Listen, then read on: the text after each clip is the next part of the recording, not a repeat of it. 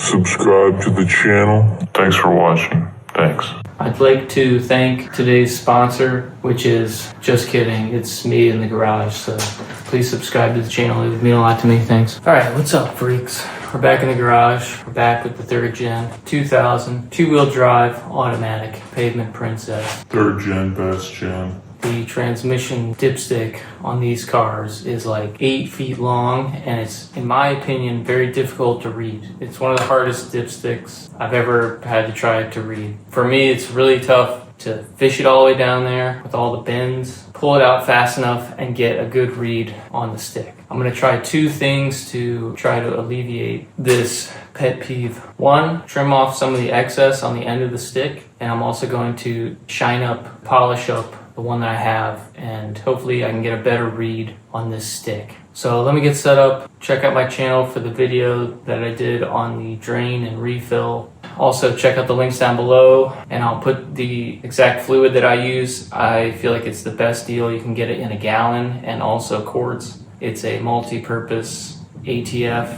Dexron compatible, Dexron 2, Dexron 3, which is the recommended type of transmission fluid for these vehicles. Also, the power steering systems in these cars take the same fluid. So if you get a gallon and a quart or a couple quarts, it should cover your bases. So let me get set up and start manhandling this dipstick. Stay tuned. I'm sure you already know, but the transmission dipstick has an orange T-handle on it, and it's on the passenger side, right by the valve cover here.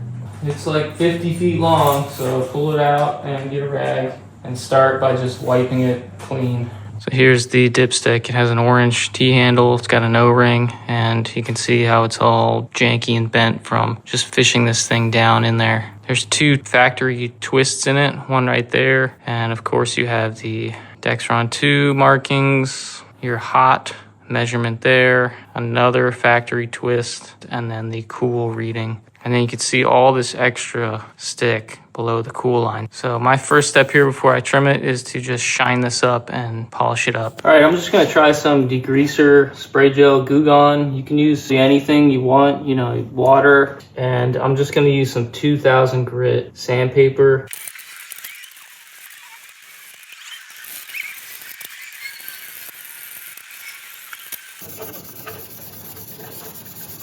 All right, just got done polishing this up.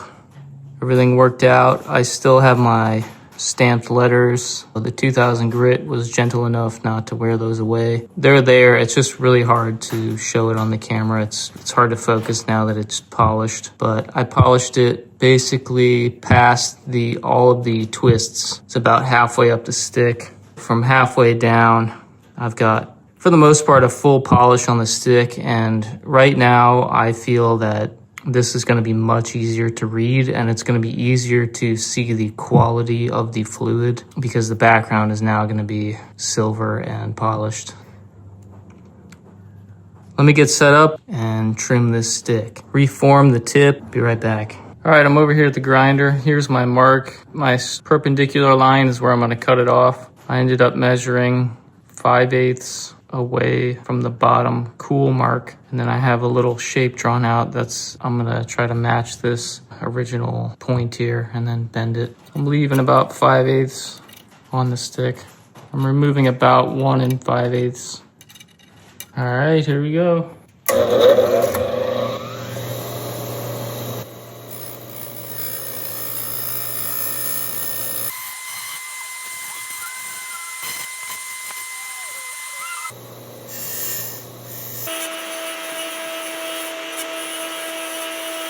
Yeah, something like that. I'll polish it up with some sandpaper. All right, so I gave it some test runs in the dipstick tube. I put it down there, and I decided to just go ahead and take a little bit more off. So I've got a little under 1/2 inch past the last notch on the cool.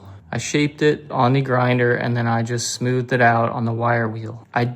Before I cut it even shorter, I did put the little bend in it, like the factory one has, but it didn't really seem to help me putting in the dipstick. So on this one, I'm just gonna leave it flat. And I could always put the bend in later if I feel like it. But I'll tell you right now that this stick is obviously shorter, so it's more manageable. It's not flopping around. It has a little more balance to it in the hand, but I'm telling you, the polishing, I did a couple test checks on the fluid, and the polishing has made this thing so much easier to read. Honestly, if you don't cut the end off, the polishing is gonna make your life a whole lot easier, in my opinion. And I'm actually looking forward to doing my drain and refill on the trans pans. Let me show you a reading of fluid.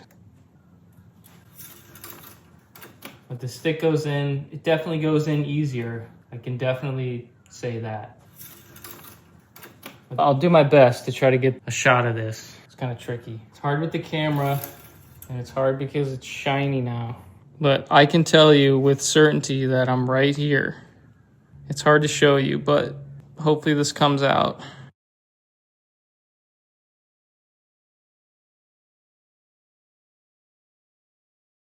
You'll just have to take my word for it. But whatever that coating on it, I don't know if it comes black from the factory or if that was just varnish from the transmission fluid over time. But that black coating, whatever that is, makes it so hard to read the level, and it makes it really hard to tell the clarity of the fluid. This, I feel like, is one of the best upgrade free mods that I've done on this 4Runners. I'm about to film the drain and refill, so check out my channel for that video, and hopefully no more trouble reading this 50-foot long transmission dipstick. Please subscribe to the channel, check out the links below. Thanks for watching. Leave any questions, comments down below. I try to answer every question and comment. Good luck. Thanks. See ya.